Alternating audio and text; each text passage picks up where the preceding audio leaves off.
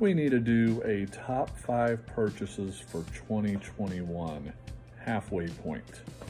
I'm thinking not a seasonal list, so nothing seasonal here, just my top 5 purchases in 2021 up until now. So we're pretty much to the halfway point.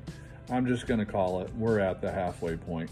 Unless I get something just remarkable in the next couple of weeks, we're at the halfway point. And I'll be honest, I could easily do a top 20 for this and feel really comfortable with the quality of fragrances that were in the list. This doesn't mean that this is strictly relegated to fragrances that came out this year. This is just fragrances that I've purchased this year. I am going to include one honorable mention because I feel like it deserves to be in this list, but the 5 fragrances ahead of it really just kind of kept it out of the list.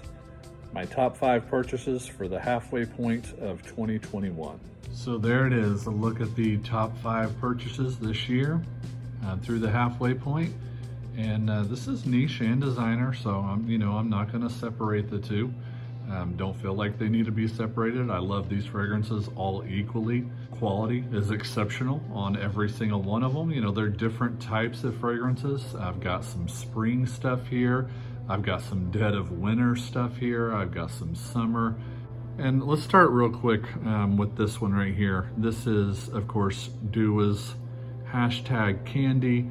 And this is the Liz Claiborne Candies for Men inspiration fragrance. Had to include it in this one.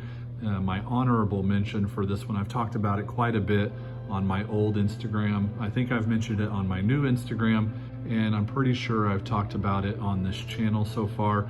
So I'm not really going to go in depth on it. I will mention though that there is a re-release of Liz Claiborne's Candies for Men, which is in an entirely new bottle, box, and according to the reviews on Fragrantica, an entirely new fragrance. So if you haven't found out by now, do not even bother purchasing that. This is the one you want if you are a fan of Liz Claiborne's Candies for Men. Get this one, hashtag Candy from Dua. So here you can see a look at the fragrances, the 5 fragrances in front of you. I'll just quickly go over each one of them. Yeah, a car company, Mercedes-Benz Club Black. Wow, I was floored when I first smelled this fragrance. I let my son smell it at the same exact time, and his eyeballs just lit up when he smelled it, and he said, I like that. If you can get this thing for under $50, that's a steal of a deal, an absolute steal. I'm gonna be talking about this one quite a bit on my channel going forward. When I first sprayed it on, I was instantly reminded of a fragrance that I used to own. I don't any longer own it, and it is Spice Bomb Extreme from Viktor and Rolf. I sold that fragrance. It's not that I didn't like it at the time. I was just headed in a different direction. Sold it. This one immediately reminded me of that. Probably not as spicy as that fragrance, but this one is all about the vanilla and the amber. And it's just a really nice, sweet vanilla, comforting, warm vanilla. It has a sweet pipe tobacco feel. I mean, it's just really, really nice. Just shocked me that this was from Mercedes-Benz. If you can get that for under 50, do not hesitate if you're a fan of vanilla fragrances. It does lean masculine quite a bit. I think this is a masculine fragrance. I don't think women who like to wear men's fragrances would have any issues wearing it, but I do think women who like to stick with strictly unisex or feminine leaning fragrances probably would. But for the guys out there, this is a home run of a sweet vanilla fragrance. Then this one over here, Parfums de Marly, Wajan. Purchased this one earlier in the year. I haven't talked about it at all on this YouTube channel. A lot of people compare it to an apple pie fragrance. I don't really think it smells like apple pie at all. It has the traditional apple and vanilla combo that is found in quite a bit of the Parfums de Marly fragrances, that they like to do the apple, sweet apple with vanilla. It's even got cinnamon, so I can see where people kind of come up with that To me, I get way too much of the honey. To me, the honey is the dominant note to go along with the apple and the vanilla combo. I do get a little bit of a floral tinge to it in the opening, just in the opening. It's not a floral fragrance by any means. I think it's the note of osmanthus. I know that it has benzoin in it. It has tonka bean. Pretty sure it has amber and labdanum, so it is a little bit of a darker type feel of a fragrance, but I really like to wear this one in the colder months, especially the colder spring months, because of that honey. Honey is perfect for spring. Absolutely love this fragrance. Wajan from Parfums de Marly. And then we have Frederic Malle on Passant. I've talked about this one a lot in the Facebook groups. I'm in several of the Facebook groups, have been for several years. Anytime anybody wants to have recommendations for a lilac fragrance, I'm always very, very quick to recommend on Passant. It is the most gorgeous lilac fragrance you're ever gonna smell. If you're used to the lilac scents in home fragrance, then this right here is really gonna impress you, because I've never been a home fragrance fan of lilacs, and I didn't really know if I was gonna like this or not because of my past experience with those. And wow, this is a stunner. There's also water notes listed and cucumber, which I think in combination with each other give a very watery feel. Cucumber can kind of do that. Of course, watery notes are gonna do that. But teaming up with that lilac, it is a very watery green, juicy lilac. I don't really smell this and think of your typical aquatic. I smell this and just think of a watery lilac fragrance. If I were to do a spring top 10 this year, this probably would have easily made it into my top 3. Keep an eye out for it next year when I do my spring top 10. I think this would work just as well during the summer months too, because of that watery ozonic type quality that it has.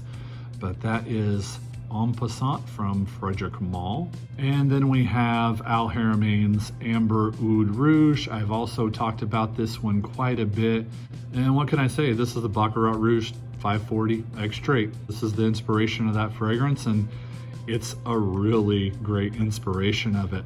I purchased this for just a little bit over $50. I've been wearing this one occasionally throughout the past month or so, in combination with Baccarat Rouge 540 Extrait, one on one hand and one on the other, and every single time I prefer this one. As big of a fan as I am of Maison Francis Kurkdjian and the Baccarat Rouge 540 DNA, every single time I prefer this. And they didn't cut any corners on the quality of the ingredients used. This has a slightly more, I would say, gourmand feel. I don't necessarily think I would categorize it as strictly a gourmand fragrance, but when I'm wearing this and testing it out against Baccarat Rouge 540 Extrait, I can really pick up the sugary aspect of this more, the cotton candy type feel, or the sugary marshmallowy type feel of this fragrance in comparison to the Baccarat Rouge 540. Has a slight floralness to it, and I think it's the note of jasmine, which I'm a huge fan of. I love the note of jasmine. It's not a note that really stands out to me when I wear Baccarat Rouge 540, but when I'm testing these two fragrances out, one on one hand and one on the other, it's a note that does stand out because, you know, this one obviously really doesn't have the floral aspect to it that Baccarat Rouge 540 does have. And that is Al Haramain's Amber Oud Rouge. And last but not least, we have my number one purchase for the halfway point of 2021, and it is from Nishane. It is Ege. Nishane is quickly starting to become one of my absolute top fragrance houses. I'm right up there with Maison Francis Kurkdjian, Tom Ford, Frederic Malle. Nishane is impressing me more and more, and this one was just an absolute killer purchase this year. I have a first impressions video on my YouTube channel, so if you want to check that out, please do. I won't go into too much with this one. Notes of basil, mint, black licorice, anise, violet leaves, yuzu, cardamom, and olibanum. And yeah, that note breakdown is what intrigued me the most to this fragrance. You know, of course, I was on a roll with the House of Nishane, and I was purchasing quite a bit from them and having really good luck with them. But that note breakdown did not disappoint. The black licorice anise combo is very prominent in this fragrance. Of course, I've already mentioned that I get quite a bit of what comes off as maybe like a melon or cucumber in this fragrance. Really fresh and bright and juicy and watery. And green, I think this fragrance works better for maybe the spring months.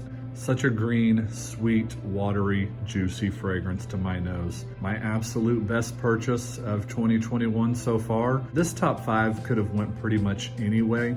Top 6 with the honorable mention, but this top 5 could have went anyway, but this would have been my absolute #1 purchase so far this year. So there you guys have it. That's a look at my top 5 purchases so far for 2021. Pretty good list, pretty solid, really happy with this list up to this point. It's gonna be a busy second half of 2021. I'm looking forward to it. I'll have another video at the end of this year to kind of wrap things up. Appreciate you guys watching. Talk to you soon.